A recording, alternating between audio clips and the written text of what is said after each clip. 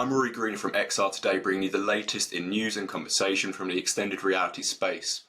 Today we'll be discussing the recent launch of Engage Link, an enterprise-grade metaverse service, with the CEO of Engage XR, David Whelan. Thank you very much for joining me today.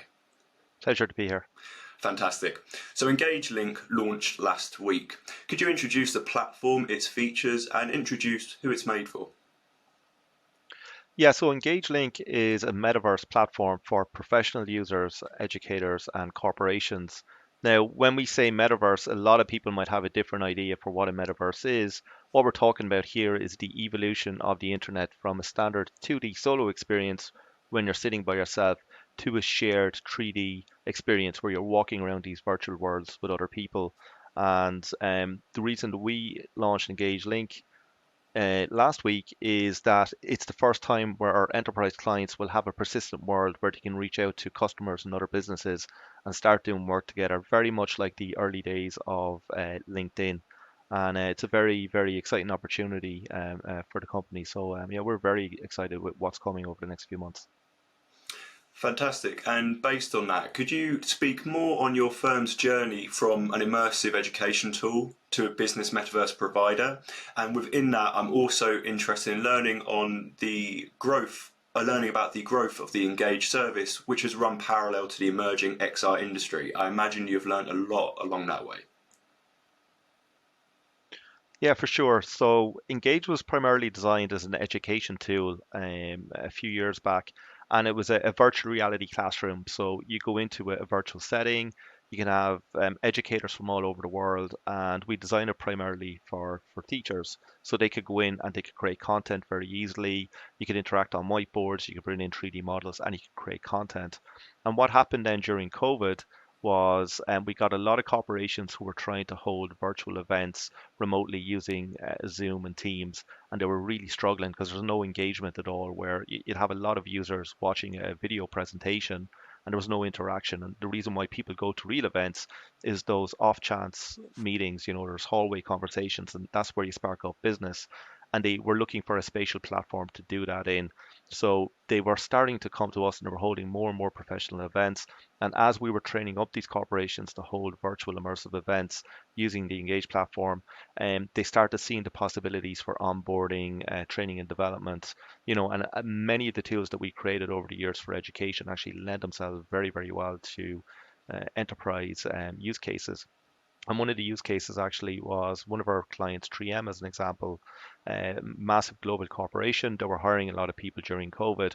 And what they found was that a lot of people that they hired within 6 months would leave the company because they never felt part of the organization. You know, they felt like a number. They were just on Zoom. So they started onboarding those new employees using virtual reality and having stand-up communications within virtual settings. And actually, it made them feel more included in the business instead of just a remote number. So that's one of the use cases. But the core idea behind the platform originally was I'm dyslexic, and when I went to school, I was given a certain set of educators. I'm really good at some subjects, but really poor at some other subjects. And it's not that my educators were poor.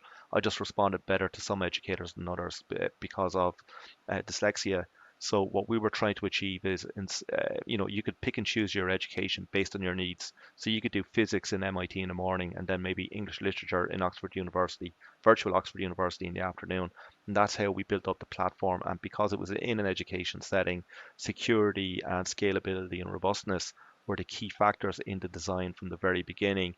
And that lends itself very well to enterprise use cases, as we are the only platform, the only metaverse platform with ISO security certification. And because we're a European company as well, we subscribe to GDPR compliance, which makes it very easy for companies like 3M, Abbott Pharmaceuticals, HTC, Pearson Education, a lot of these companies to actually come and work with us. And I think it's very telling as well that Meta themselves are a client of ours and have funded 10 metaversities on the platform through a third-party provider, which is Victory XR, who are using the platform to teach thousands of kids every day. Fantastic. So let's continue on with that. I'd love to learn more about some of the launch partners for Engage Link, and also a little bit more about some of those use cases that exist on the platform. I know there's already so many people participating. Yeah, so with the use case, with the launch partners that we have, they're from a wide variety of different business cases. So we have different plazas within the platform. So we have a central plaza location, which is a hub location, and it's your starting point. And then you have enterprise plaza, education plaza, and creative plaza. So in enterprise plaza, we have HTC, we have KPMG, and one of the largest, accountancy and providers in the world. We have Pfizer Pharmaceuticals are in there as well. We have MTN Global, which are the fourth biggest telecoms company in the world. So we have a big, broad range of people in Enterprise Plaza.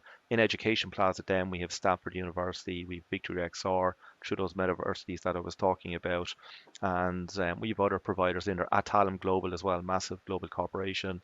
And then in Creative Plaza, we have Made for Joy, and Mada, who creates some really fantastic locations in there. But Creative Plaza very much is for the development community and the creative community to place crazy wonderful locations to show these different types of experiential virtual immersive experiences that actually industry can use. So mindfulness is a massive thing that's going on in the US, where they want to make sure that their employees are happy, especially working remotely, so they can go into these immersive experiences and have these group shared experiences that really make them feel involved or more part of a family, instead of, again, just a number in a business.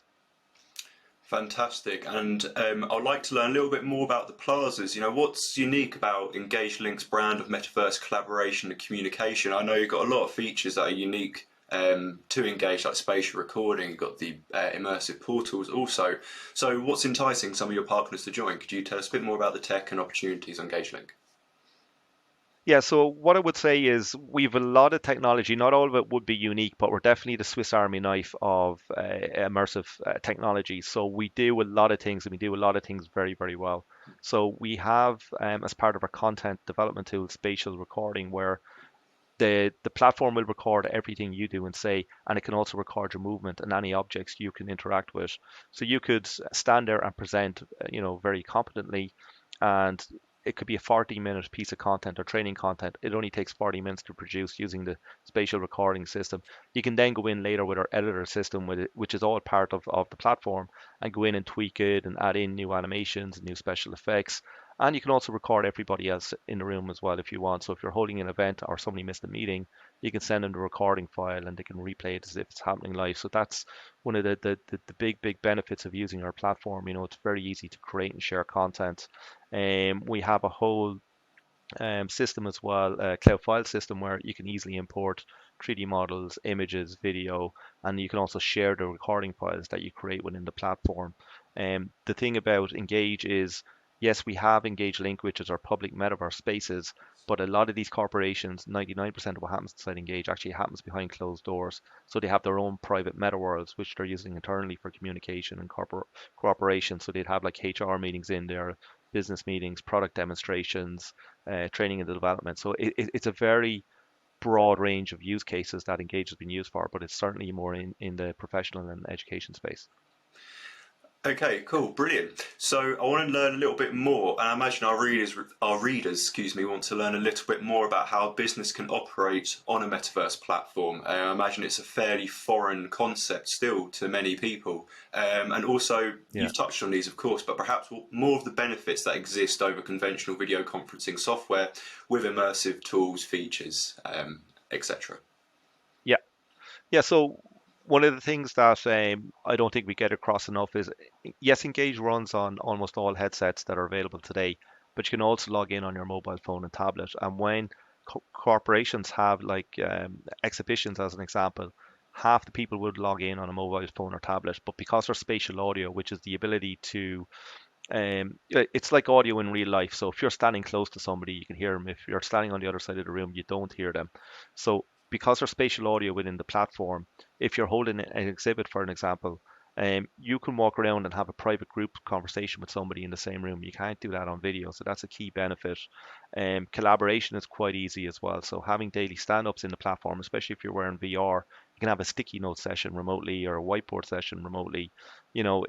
When you compare it to video communication is fantastic. As we're having a conversation now, like two or three people on a call, that's fine. But if you have 5, 10, 15 people, in a stand-up, video communication breaks down very quickly because quite often what happens is the person who's presenting is talking and they're fully engaged, but other people are just sitting down, they're probably checking their email, looking at their phone, they're waiting for their turn to speak, and as soon as they speak, then they switch off. Whereas there's a reason why people go to a physical building, they shake hands with people, you can read the room, you can see their body language. That's why people would use immersive technologies in this setting, and product demonstrations as well are quite unique. So we have Kia on the platform. They have a virtual showroom where you can go in, you can sit down in one of their cars, you can actually drive around one of their cars as well and talk to a representative. So it's a very personal touch, and I think it brings communication back. Whereas a lot of online communications today, handled by bots, really, you can see people getting frustrated, especially through a customer service kind of context. But what we're saying is, yes, this is an evolution of the internet, but it's not going to replace everything. If you go shopping online, it's very easy to type in a query in Amazon and get that product delivered to you, the next day.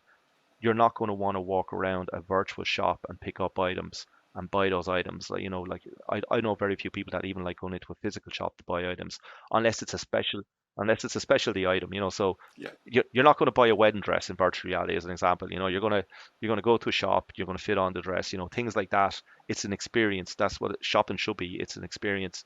Whereas if you just want to buy, a 100-watt light bulb, you're not going to walk around a virtual shop and pick up a light bulb and go, yeah, this is what I want. You're just going to go online the way you would normally do. So it's not a replacement for everything, but any place where you need large groups communicating together or going to concerts or events, this is where the spatial internet is really going to come into its own. Fantastic. I think that's really well said. So finally, with news of certain major XR firms cutting staff, and with perhaps a prevailingly bleak view of the future of the metaverse by some, could I simply ask, where's the metaverse going, in your opinion? What I would say is we're back in 1995 all over again, when it comes to a birth of a new communications platform. So I'm old enough to remember when the internet was just getting a foothold and AOL were the dominant player, and for any website to be found, it needed to be on the AOL platform. There's lots of companies out there who all specialize in different areas. A lot of it is around gaming right now at the moment, and a younger audience.